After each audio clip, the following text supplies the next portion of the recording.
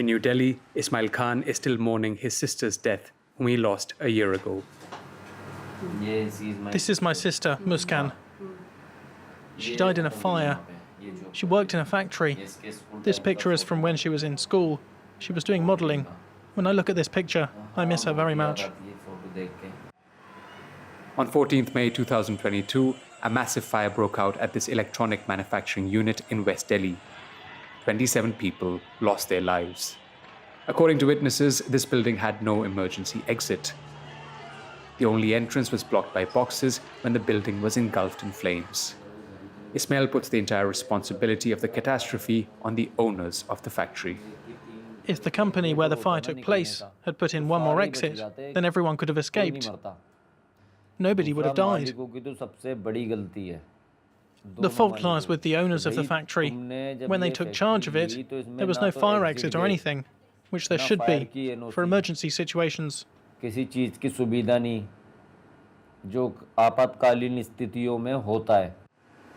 factory was being operated illegally. Ismail and other victims' families have sued the company and are awaiting trial. India, being the most populated country in the world, has embarked on a race to industrial development. The construction of buildings and factories can be seen everywhere. Tragedies like fire accidents are all too common in India, with poor workers often being the primary victims. In Ghaziabad, just outside Delhi, a factory of faucet parts agreed to open its doors to us. We met the director of the company, Mukesh Rastogi, who showed us around. This is our machine area where we manufacture the taps and accessories and tires. This is our machine room, complete. In this small factory, there are no emergency exits or fire extinguishers. The working conditions appear dangerous in this compact room. Every window is blocked by iron bars and garbage.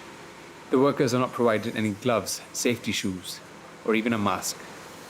When we ask Mukesh Rastogi about the safety of his employees, he prefers to pass the responsibility on to the Indian government. क्योंकि अगर उनकी health और education की government या हम employer को इतना वो मिले कि वो उस पे कंसंट्रेट कर पाए तो वर्किंग कैपेसिटी पे बहुत फर्क पड़ेगा. 17 employees work here 6 days a week. We were not allowed to speak to the workers. Industrial accidents kill and disable thousands of workers every year.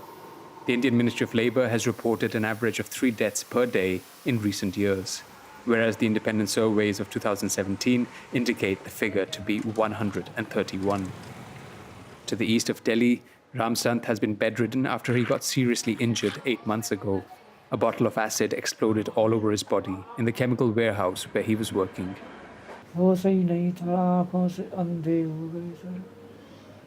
आज ही नहीं दिखता आप लोग कहाँ खड़े कैसे हैं सर, नहीं दिखता.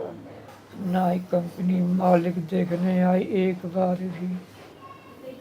सर हमें जो है 10,000 रुपये देते थे. न्याय चाहते हमारे गरीब आदमी सर, हमारी लड़की शादी के लिए आँखों से अपाहिज हो गए. हाथ पैर कब काम के नहीं रहे सर. हमारी घरवाली भी बेकार, उसका भी ऑपरेशन है. After his accident, the family has no source of income. I've taken loans from here and there, and then I'm able to feed the family. I sometimes ask for $5 or $10 from my relatives.